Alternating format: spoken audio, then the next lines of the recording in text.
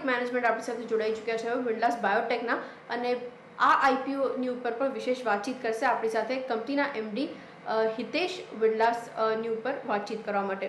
Sir शुक्रिया मेरे साथ आज जुड़ने के लिए, वेरी गुड आफ्टरनून। सबसे पहले तो बिजनेस मॉडल से शुरुआत करें, एक लेमन टर्म्स में अगर आप मुझे बिजनेस मॉडल एक्सप्लेन कर पाए, क्योंकि हम लोग जानते भी हैं लिस्टेड कंपनीज के अंदर कोई कंपैरेटिव बिजनेस मॉडल है नहीं, तो एक आइडिया अगर आप थोड़ा सिंपल लैंग्वेज में।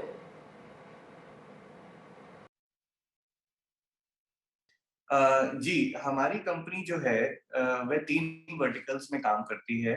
Contract development and manufacturing organisations, जो दूसरी बड़ी फार्मा कंपनी, मल्टीनेशनल्स और लार्ज इंडियन कॉर्पोरेट्स, उनके लिए हम प्रोडक्ट डेवलप करते हैं, उनकी रेसिपी तैयार करते हैं, पूरा डेटा तैयार करते हैं और फिर वो आईपी हम ही ओन करते हैं। वो प्रोडक्ट्स हम कस्टमर्स को देते हैं ब्रांडिंग करने के लिए।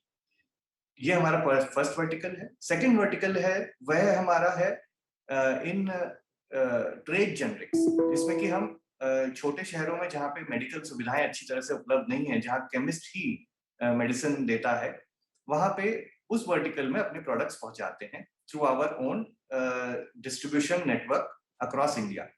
और थर्ड वर्टिकल है हमारा एक्सपोर्ट्स, जिसमें कि हम साउथ ईस्ट एशिया, अफ्रीका और इन ROW मार्केट्स में अपने प्रोडक्ट्स रजिस्टर करके बेचते हैं। तो इन हमारे इस डिवीजन, इस सेगमेंट में कोई भी लिस्टेड कंपनी नहीं है। हम पहली कंपनी है जो CDMO प्रधान है और मार्केट्स में, इक्विटी मार्केट्स में लिस्ट करने जा रहे हैं। Agreed sir. अच्छा, इसके अलावा डोमेस्टिक मार्केट के ऊपर आपकी एक कमेंट, क्योंकि पोर्शन सबसे ज़्यादा वहाँ पे है, और साथ ही चूँकि आप एक्सपोर्ट मार्केट को लेकर आगे थोड़ा यहाँ से एक्सपैंड करने के बारे में सोच भी रहे हैं, ये स्ट्रैटेजी किस तरीके से वर्कआउट होगी? एक बाइफिकेशन के साथ एनालिसिस मेरे साथ अगर आप शेयर कर पाएं प्लान का। जी, हमारा 85% बिजनेस CDMO है, 10% ट्रेड जेनरिक्स है, ये दोनों डोमेस्टिक में है, और 5% के करीब एक्सपोर्ट है।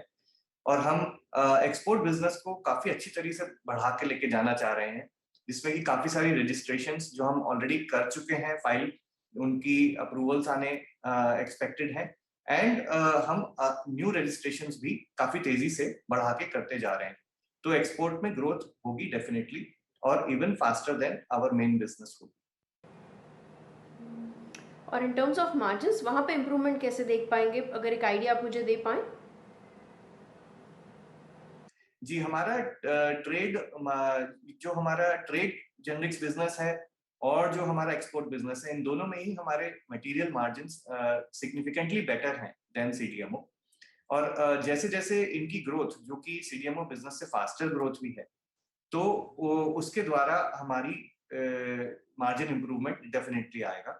दूसरी बात यह है कि हमारे जो कैपेसिटी है, आज हम करीबन 40% पे ऑपरेट करते हैं, और हमारी इंडस्ट्री में 65% तक पहुंचा जा सकता है टू मैक्सिमम ऑपरेशन।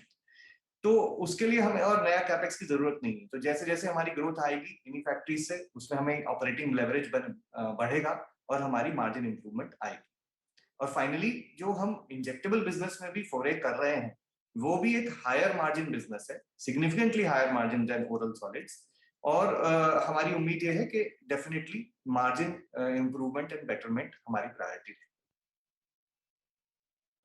अब एक और अपडेट मैं समझना चाह रही थी सर, देहरादून प्लांट के लिए, क्योंकि वहाँ पे कुछ अलर्ट इश्यू हुआ था, उसके रिगार्डिंग कुछ रिप्लाई बैक अगर आपने किया है?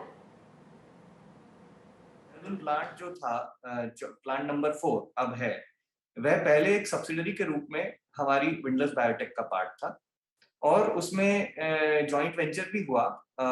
4 ऑडिट्स हमने US FDA के पूरी तरह से पार करे, कई सारे ANDAs फाइल करे अमेरिका में, और एक प्रोडक्ट अमेरिका सेल भी कर रहे थे। बट 5वां audit after the joint venture got form, वो 5वें ऑडिट में हमें सेटबैक मिला, और उसकी वजह से हमारा प्रोसीजरल और बिहेवियरल दोनों इश्यूज पाए गए। हमने काफी स्ट्रिंजेंट एक्शन भी लिया। Almost 100 people were let go because of that, starting from the top. Anyways, due to COVID, due to many structural changes in the US market, जो ओरल सॉलिड्स की opportunity US market में काफी कम हो गई, जिसमें कि काफी बड़ी बड़ी कंपनियां भी स्ट्रगल कर रही हैं आज। तो हमारे बोर्ड लेवल पे डिसीजन लिया गया कि वाइल ये रेमेडिएशन तो हम पूरा करेंगे, क्योंकि ये हमारी कमिटमेंट है टू यूएसएफडीए और वो हम कर भी रहे हैं, इस साल दिसंबर तक पूरा होना चाहिए।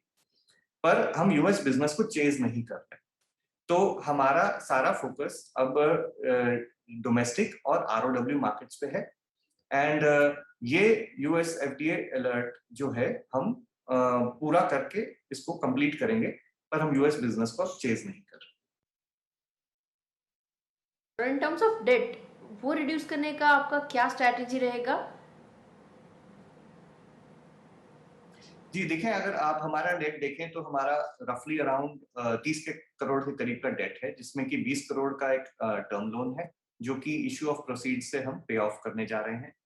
एंड 5 करोड़ का हमारा एक टर्म लोन जो पहले से चलता आ रहा है, वो हम ऑलमोस्ट खत्म हो जाएगा 1-1.5 साल में। एंड जो हमारी क्रेडिट यूटिलाइजेशन लिमिट है, सीसी लिमिट्स, तो हमारा एफर्ट यही है इसके साथ ही कि हम एक हमारे पास 55 करोड़ की अपने बैंक बैलेंसेस भी हैं जो एफडीज और म्यूचुअल फंड्स में इस समय हमारी ट्रेजरी में।